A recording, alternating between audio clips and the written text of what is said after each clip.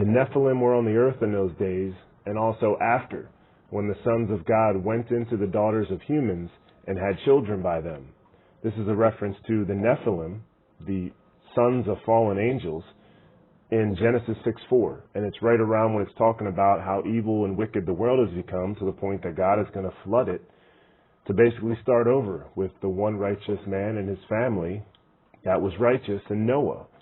In Numbers 13:33, it also says, "We even saw the Nephilim live here, the descendants of Anak come from the Nephilim. To ourselves we seemed like grasshoppers, and we must have seemed the same to them." Now I say all this to say, the Bible already attests to the existence of the Nephilim, giants among men. A lot of things could be explained, like the pyramids, but then the timeline.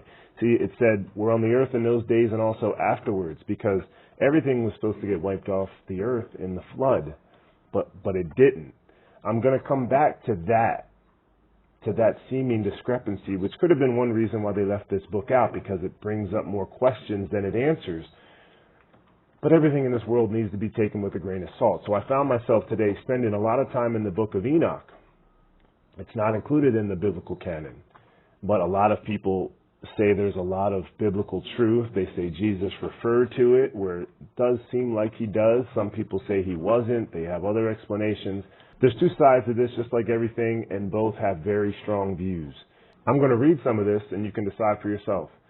Enoch Chapter 3, "And it came to pass when the children of men had multiplied, that in those days were born unto them beautiful and comely daughters.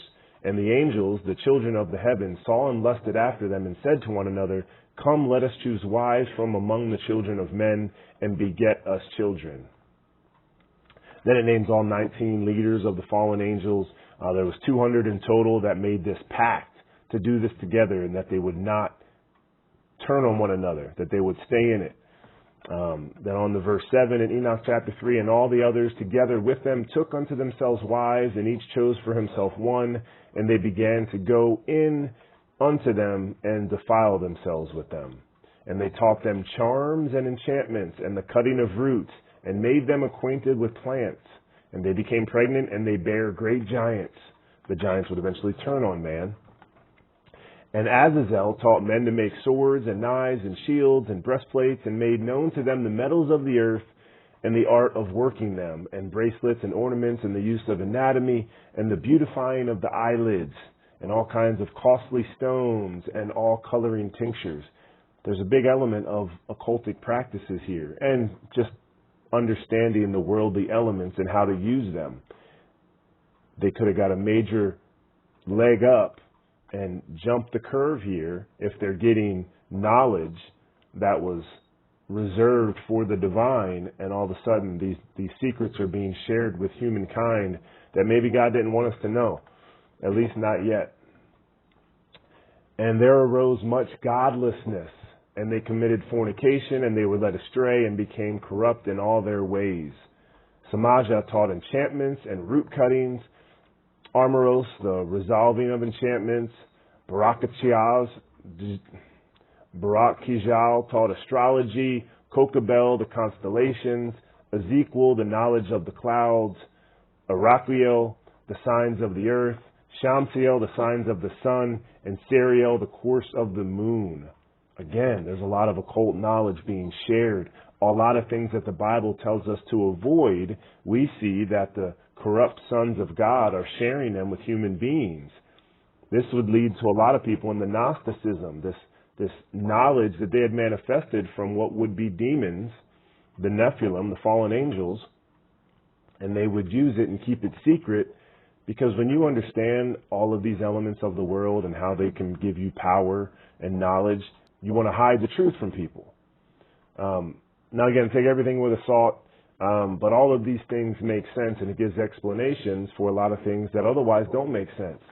But the Nephilim had to be there after the flood, which again, how were the pyramids built? There's things that don't make sense to our human mind, because today human wisdom trumps all science, anything that can be proven to where we can reason it within our own limited minds.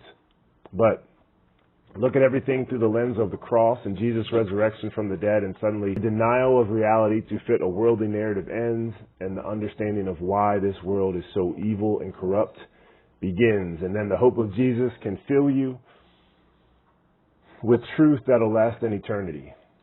So, if you got time, check out the Book of Enoch. See what you think of it.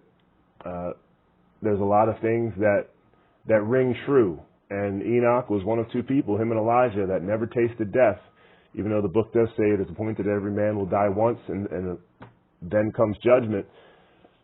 A lot of the timeline gaps, because this was written over the course of multiple centuries, they say, in different languages. He could have been somebody who could have crossed that earth-time continuum. If Jesus can rise from the dead, it shatters all of our notions of reality and what it means.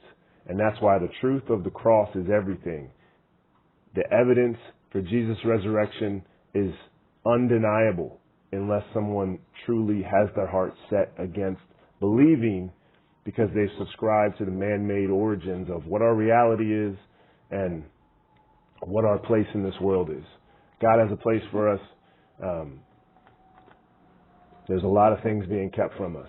So take that for what it is. I love you guys. God bless. See you tomorrow.